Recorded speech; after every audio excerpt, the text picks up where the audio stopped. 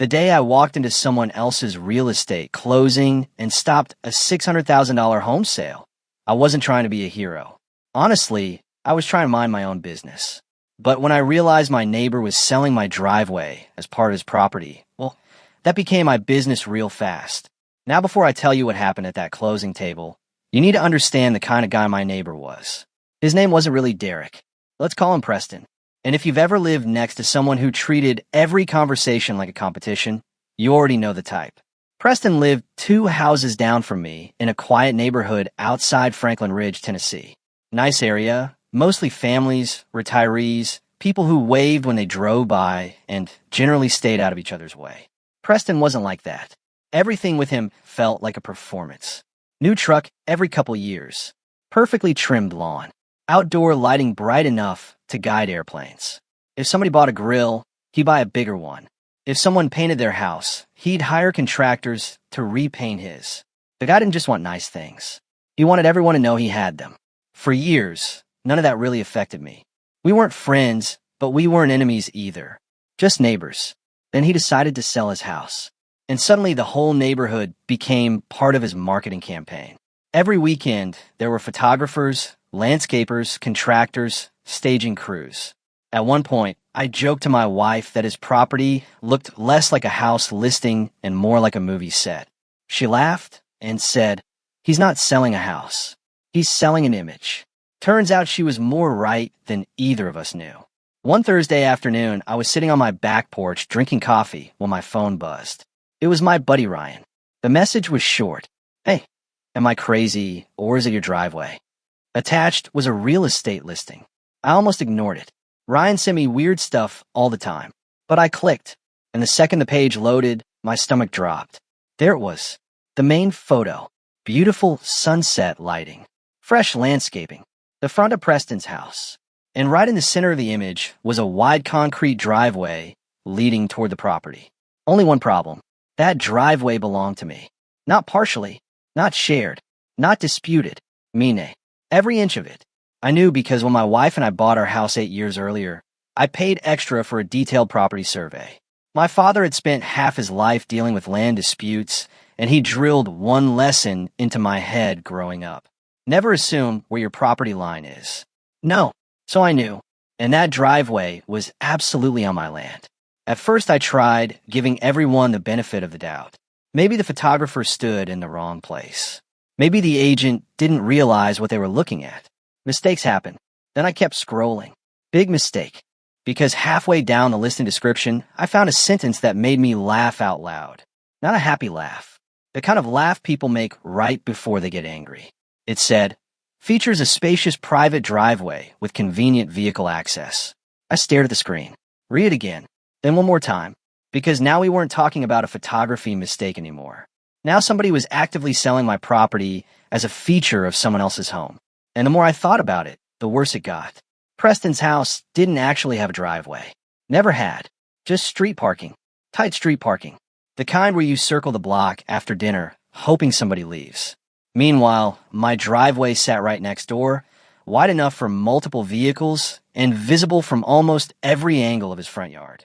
Suddenly everything made sense. The photo, the wording, the timing. Someone had decided that my driveway made his house look more valuable. And, judging by the listing, they were betting buyers wouldn't know the difference. What they didn't know was that I had already started digging through property records. And what I found over the next 48 hours changed everything, including the future of a home sale that was already moving toward the finish line. Over the next 2 days, I went deeper than I ever expected to. What started as irritation turned into something else entirely. Because once I stopped looking at the listing and started looking at the paperwork, I realized this wasn't just misleading. It was dangerous.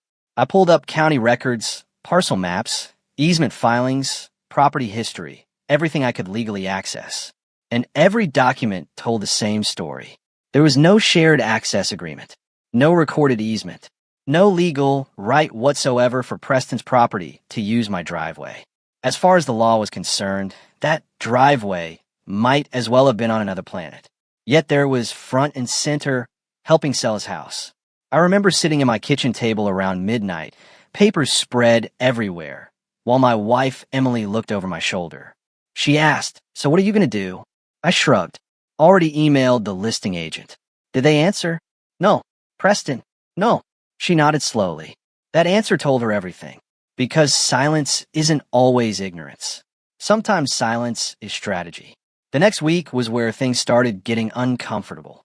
Showings began almost immediately. Every afternoon, I'd see different cars pull up. Young couples, families, investors, retirees, people carrying measuring tapes and notebooks. And every single time, I'd watch them walk toward the front of Preston's house. Then I'd watch their eyes drift toward my driveway. Point, smile, nod. You could practically hear the conversation. "Oh wow, that's convenient. That's a huge bonus. Plenty of parking." Meanwhile, I was standing in my own yard thinking, no, it isn't. Not for that house. One Saturday morning, things got even stranger. I was trimming hedges when a young couple walked directly into my driveway. Not near it, into it. The man looked around and said, "Honey, we could probably fit 3 cars here." I walked over. Friendly, calm, no reason to start a fight. I said, "Actually, just so you know, this driveway belongs to my property." The smile disappeared from both faces immediately. The woman frowned. "Wait, really?" "Yeah." They exchanged a look. The kind of look people exchange when something suddenly stops making sense. The man pulled out his phone, opened the listing. "Show me the photo." The photo. My driveway. Again. I just nodded. That's exactly why I'm having this conversation. They thanked me and left 10 minutes later. Never even finished the showing. That should have been the moment I knew this was bigger than I thought. Because now real buyers were making real decisions based on false information. A few days later, I saw something that made my stomach sink. A giant sold pending sign appeared in Preston's yard. I was pulling into my garage when I noticed it. I actually stopped the car and just sat there, engine running, hands on the steering wheel, staring. Sold pending, meaning an offer had been accepted, meaning inspections were probably underway, meaning closing wasn't far away. And suddenly I could see the future unfolding like a movie. The buyers move in. Friends visit. Someone parks in my driveway. I walk outside. I explain the truth. Nobody believes me. Now I'm the angry neighbor. Now I'm a problem. Now I'm the guy ruining their first week in their dream home. All because somebody else chose not to tell the truth. That night, I barely slept. Not because I was angry, because I was frustrated. There's a difference. Anger wants revenge. Frustration wants resolution. And I didn't want revenge. I wanted reality. The next morning, I called the county recorder's office, then a title company, then a real estate attorney I knew through a friend. Every conversation pointed in the same direction. One attorney told me something I'll never forget. He said, "If those buyers close without knowing this, somebody's getting sued eventually." I asked him who. He laughed. "That's the expensive part. Everybody gets to find out together." That stuck with me, because he was right. This wasn't about winning. This wasn't about losing. This was about preventing a disaster before it happened. A few days later, I learned the closing date. Pure accident. A neighbor mentioned seeing moving boxes already being delivered. The timeline lined up perfectly. The sale was entering its final stage. And suddenly I had a decision to make. Walk away, or get involved. Now here's the thing people always say after hearing this story. It's not your problem.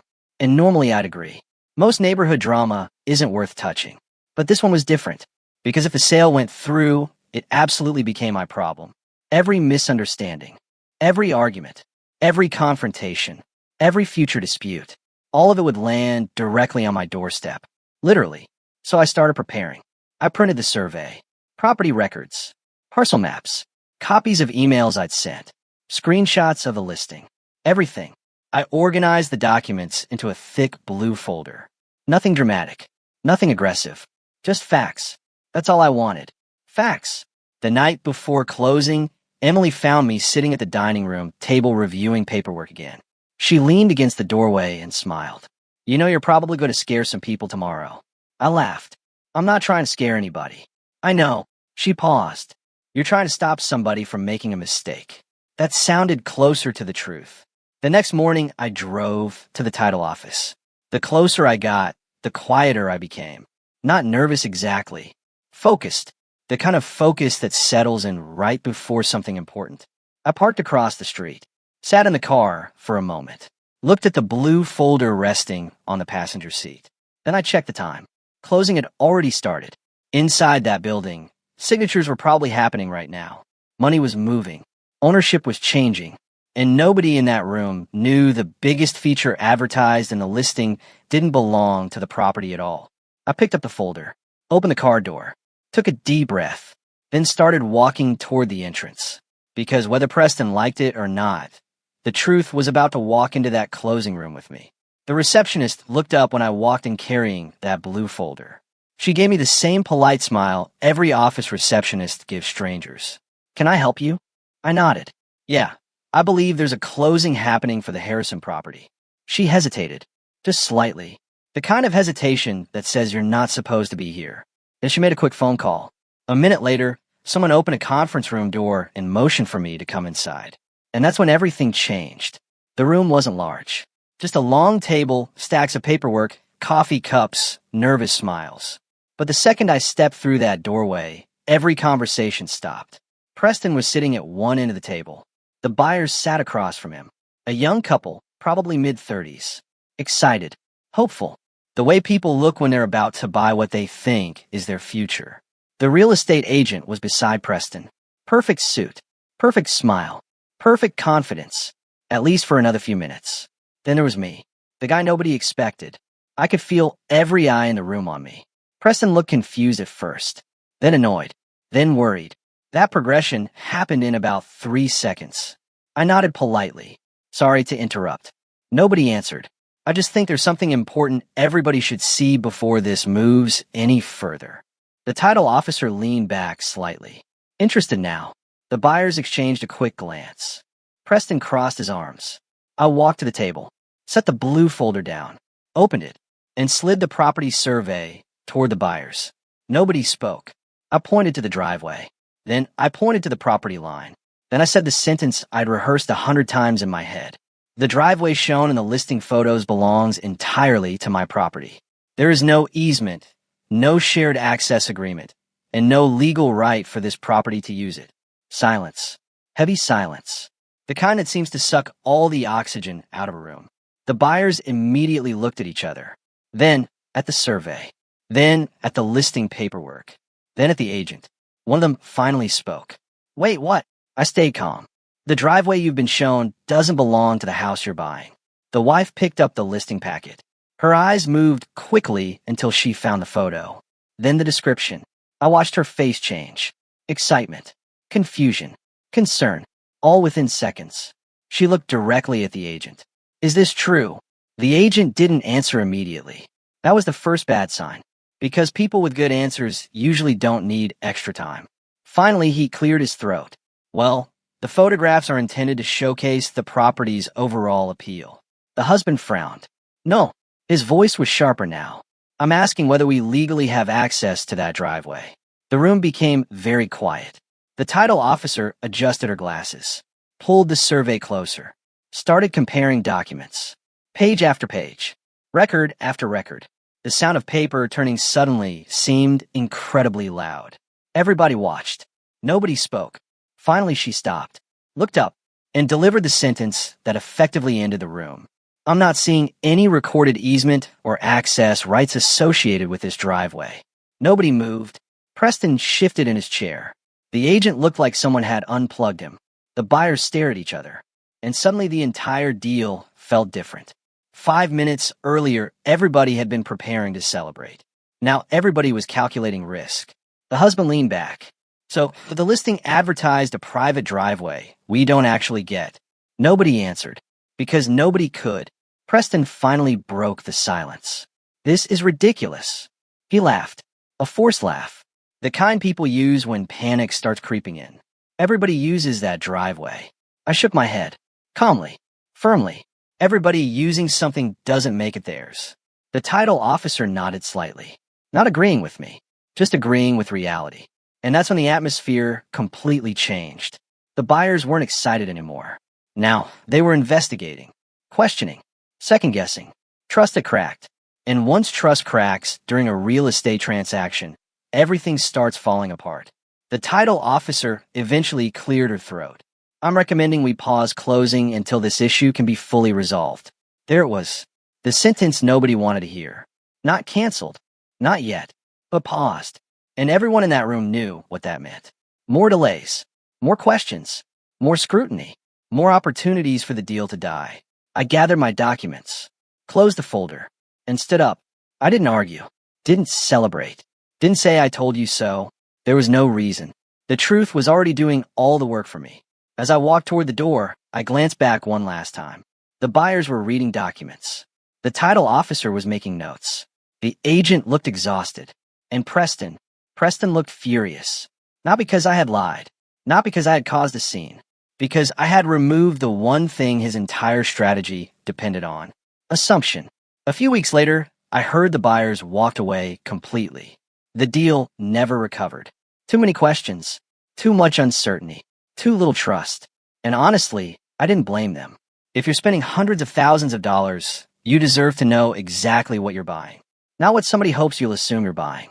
People ask me all the time if I feel bad. The answer surprises them. I don't, because I didn't kill that sale. The truth did. All I did was bring documentation into a room full of assumptions. And maybe that's the real lesson. You don't have to be the loudest person in the room to protect yourself. You don't need threats. You don't need drama. Sometimes all you need are facts. Clear facts. Verifiable facts. Facts that can survive when emotions, sales pitches, and convenient stories disappear. To this day, I still drive past that house. Different owners eventually bought it. Everything worked out. But every time I see it, I think about how close a completely avoidable neighborhood war came to happening. All because somebody decided that one little lie wasn't a big deal. Now I'm curious what you think. If you discovered your neighbor was using your property to help sell their house, would you have stayed out of it? Or would you have walked into that closing room the same way I did? Let me know in the comments, because when it comes to situations like this, the line between protecting your rights and interfering with someone else's business isn't always as clear as people think. And trust me, that's where the real debate begins.